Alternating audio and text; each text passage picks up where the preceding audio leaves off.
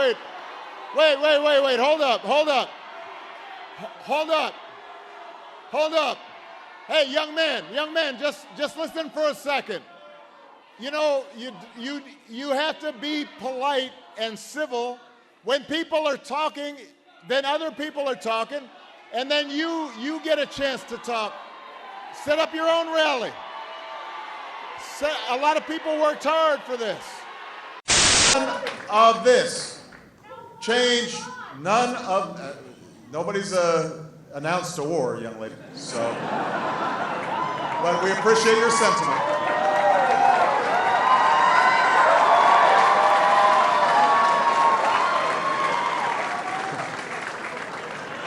You're jumping the gun a little bit there. Obama is making his first claim of executive privilege, insisting his attorney general does not have to turn over private memos and other documents on Fast and Furious. That's the bungled Arizona border operation, which, far from leading to a gun smuggling sting, flooded Mexican streets with hundreds of weapons, one of which may have killed a U.S. Border Patrol agent. A House panel's been seeking the documents for months. I have two words for you. Predator drones. You will never see it coming.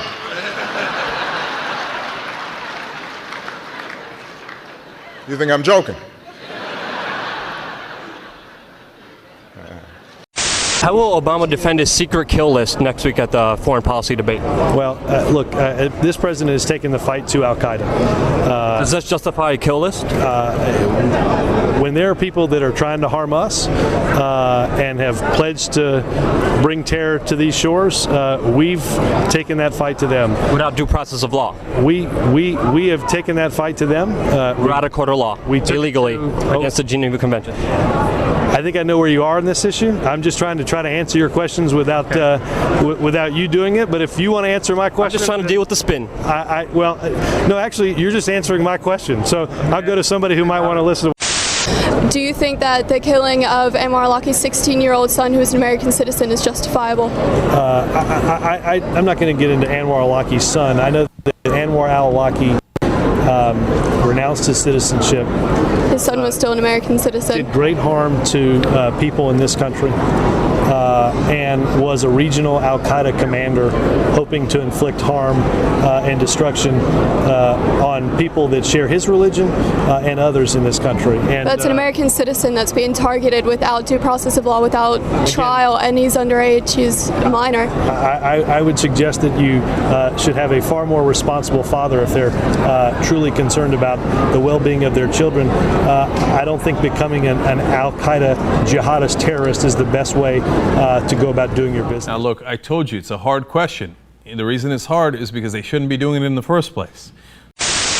The fact that the U.S. government confirmed so quickly that he was dead and is now accepting responsibility, I think, is fairly definitive proof that, the U.S. played a very significant role, if not the lead role, in extinguishing the life of its own citizen without due process.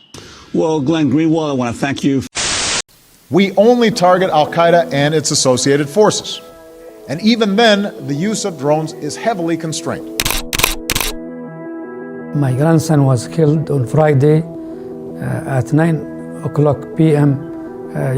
Yemen time.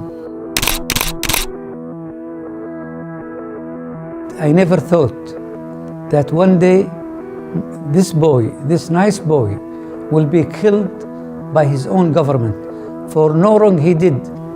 How can, a 16-year boy will do anything wrong against anybody?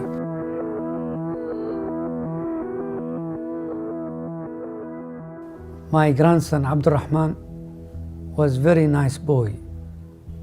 If you look at his pictures when he was young in America, it's a picture of a good, nice boy. He was born in August 1995 in the state of Colorado, city of Denver. He was raised in America when he was a child until he was 7 years old. I never thought that something like this will ever happen, but it happened, and especially from the United States of America, who only 2 weeks before that killed my son Anwar. He left the capital of Yemen, Sana'a, in order to find something about his father. He knew that his father was being targeted by the American government. He thought maybe at least he can have some contact with his father by writing to him or by talking to him if it is possible. And he was killed in a place called Izzan, which was more than 400 kilometers from the place where his father was killed.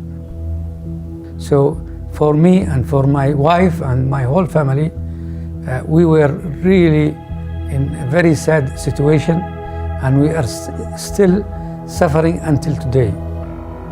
So I hope that any American will look to what happened to my grandson as some injustice, and they should really talk against something like this.